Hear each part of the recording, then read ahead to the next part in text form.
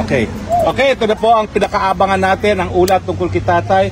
Unang question po is, kasama niyo ba si Vicky sa galaw today? Yes, I was with Vicky today.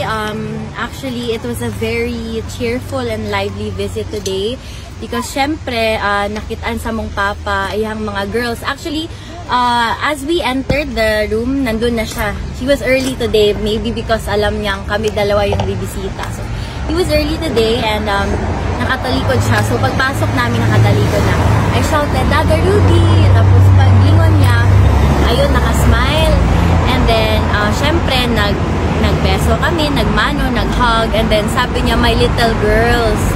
So yun yung tawag niya sa amin ng sister ko, si VP Sara.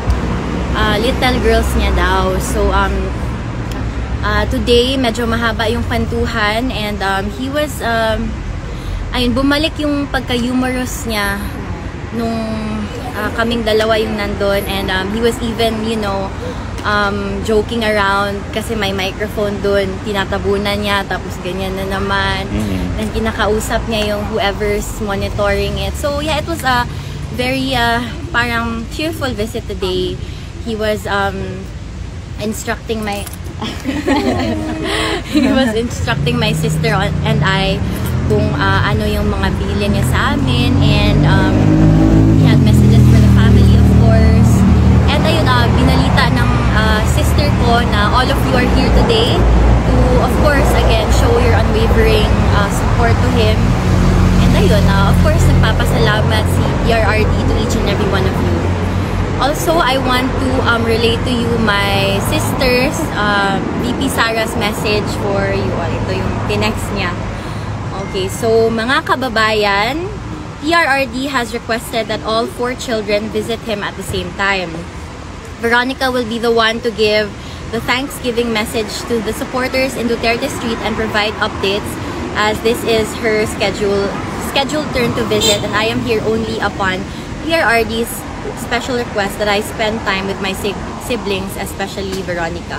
Daghang salamat, Sara Duterte. So, yan yung mensahe niya. Syempre, I understand also that medyo hectic yung schedule niya. So, she can only be there for that. But ayun, pinapaabot niya yung pasasalamat niya sa inyong lahat. Yung mga habilin po niya, yung mga hindi masyado personal, what can you share sa mga habilin? Na hindi naman personal masyado. Yung mga ano lang, he gave fatherly advice to my 2 brothers. Manong Pulong, Congressman Pulong, na yung mga fatherly advice na, you know, steady lang, take it easy, relax lang. And kay Vice Mayor Sebastian, relax lang, slow down, ganon. So yung fatherly advice, binigyan niya kami. And of course, nagbilin siya na, okay, yung mga apo ko, whenever they can visit, please let them visit. Okay. And kasi ano daw, of course, he feels lonely talaga. But I think that my sister and I visiting him today really gave him the, you know, the additional push and the grit that he needed to, you know, keep moving forward, to keep fighting. Because if only you know, at this point, he's not fighting for himself anymore. He told us na I'm old and I believe that I've fulfilled my duty and I'm done. So the only reason I am here, the only purpose I have left is you, my children. Yun kasi, I think that kind of speaks to what kind of father, leader, and person he is na tayo, kami, also his children, tayo yung rock niya. We are his rock, we are his anchor. We are what keeps him going, what keeps him steady, and what keeps him strong. Meron ba sila na pag-usapan na current affairs at you can share with us? Current affairs? Ang dami.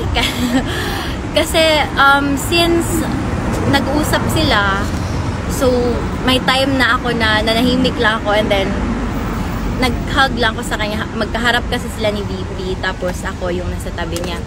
I think pinag-usapan nila yung current state of Davao pa rin, and he's very proud of Vice Mayor Baste, sila Kong Pulong, Kong Omar, and si Rigo, si Councilor Rigo. vice mayor ngayon. Pinag-usapan nila yung development of Davao and of course of the Philippines, kung kamusta na ba, kasi kamusta ba yung mga tao, kamusta yung mga Filipino, are they okay? Kasi well, he's not president anymore, so hindi na ganun kalaki yung magagawa niya, but he's always he reassured us na the Filipino people, are always on his mind. Yun pa rin yung iniisip niya until now.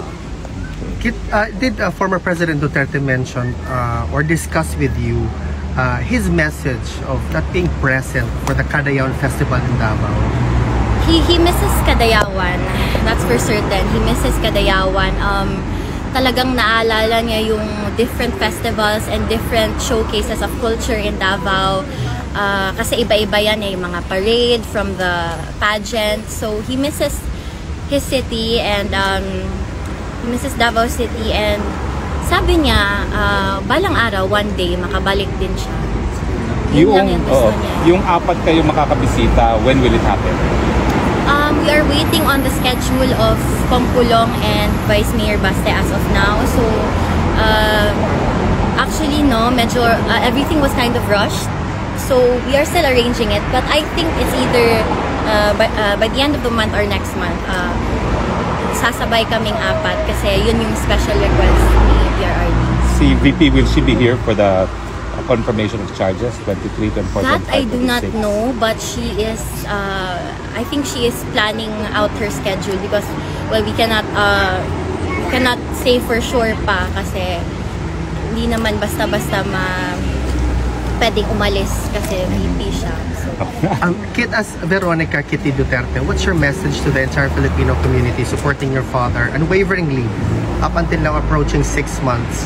So, I just want to let you all know that I've seen what how high spirits have helped my father, because that is how we bring him to his senses, like by uplifting him, encouraging him, and just constantly being there. So I encourage everyone, keep showing up, keep up the faith, and of course we still have to move forward with our lives, but wag sana natin siyang kalimutan. Last question, Kit. And maraming salamat talaga sa inyo. It's our honor. Last question, how about the health of the former president? Can you share with us? Yes, I asked around, of course, sa detention unit, and they said he's eating well.